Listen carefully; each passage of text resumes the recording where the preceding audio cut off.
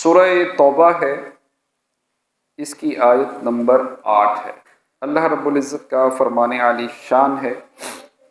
کیف وَإِن یظہروا علیکم، بھلا کیوں کر ان کا حال تو یہ ہے کہ تم پر قابو پائیں، لا یرقبوا فیکم الا ولا ذمہ، تو نہ قرابت کا لحاظ کریں نہ عہد کا، یردونکم بافواہہم، اپنے منہ سے تمہیں راضی کرتے ہیں، وَتَأْبَىٰ قُلُوبُهُمْ، اور ان کے دلوں میں انکار ہے، وَأَكْثَرُهُمْ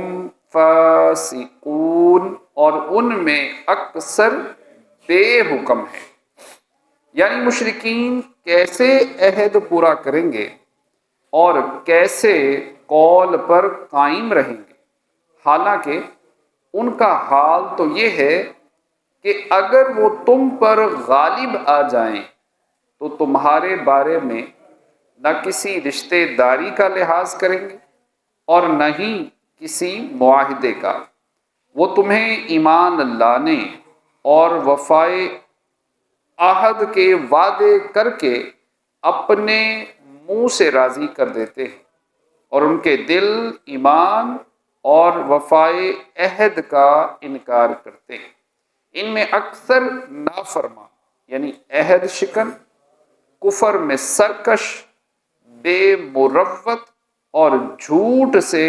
نا شرمانے والے ہیں۔ کفار کا یہ حال عام طور پر رہا ہے کہ وہ مسلمان کے مقابلے میں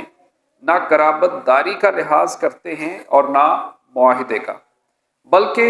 جب کبھی موقع ملتا ہے تو کوئی بہانہ بنا کر عہد شکنی کر دیتے ہیں، جیسا کہ آج کے زمانے میں بھی کفار کی حکومتوں کا مسلمانوں کے ساتھ رویہ دیکھا جا سکتا ہے، اور ان کا حال تو اپنی جگہ، لیکن افسوس تو اس بات کا بھی ہے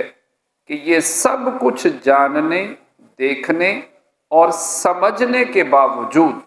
مسلمان عبرت حاصل نہیں کرتے،